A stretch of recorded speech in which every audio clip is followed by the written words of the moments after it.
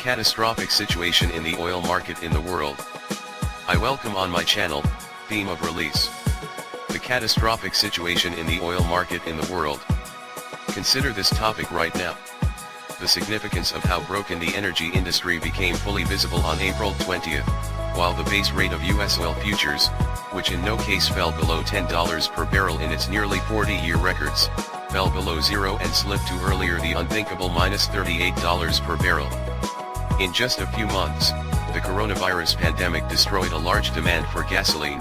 As billions of people turned off their trips and journeys, something happened that never did: economic collapse, recession, and war, filled the US with so much oil that it had nowhere to go.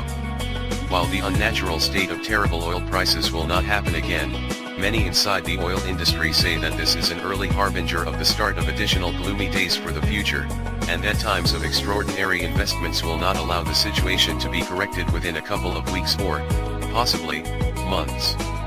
What happened as part of the futures agreement the other day indicates that the situation is starting to get worse sooner than expected, said Frederick Lawrence, Vice Chairman of Economics and International Affairs at the Independent Petroleum Association of the United States.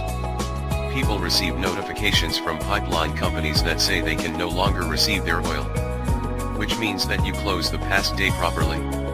Evidence of the erosion of the value of a product that has been a pillar of global society for the reason that in the late 19th century oil was a reliable defense at the international level.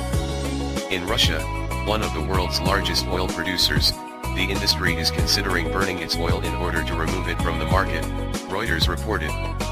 The Norwegian oil equiner reduced its quarterly divine dividends to 2/3. In the coming week, revenue reviews from the largest oil corporations in the sector will be presented, including ExxonMobil Corp, BP plc, and Royal Dutch Shell. All of them will be able to thoroughly inform about additional cost reductions, and investors will be able to closely monitor how those oil corporations plan to control dividends. Harold Hamm's Continental Sources Inc., a U.S. billionaire, ordered the oil fields in Oklahoma and North Dakota to close the wells this week, and the company announced that it could not supply crude oil to customers due to its poor economy. The choice of Continental for a statement of force majeure, usually reserved for wars, wrecks, or natural disasters, was a shock here, triggering a sharp reaction from leading organizations in the oil refining sector. However, here some say that there is a certain logic behind it, even if it can no longer pass the test through the court. You signal contracts based on average norms that society has experienced over the past 100 years. If we have a new reason, which is not always protected by the same standards, it goes into force majeure. This is how Harold Hamm and others put it, that these are cases that go beyond a norm, said Anas Al-Haji, an energy market specialist based in Dallas. The market around the world is forcing all manufacturers, governments, and corporations to prepare for the closure of production, and many of them have already begun to do so. The coalition of oil exporting countries and its allies has already dedicated a report on a 10 million barrel reduction in daily supplies that have not yet come into full force. Although this promise was not enough to save oil from falling below zero. Saudi Arabia announced this, and other OPEC member countries are ready to take additional measures, but they all have not undertaken any new obligations. More than 600,000 barrels per day of production cuts have already been announced within the United States, along with another 300,000 barrels per day of closure in Canada.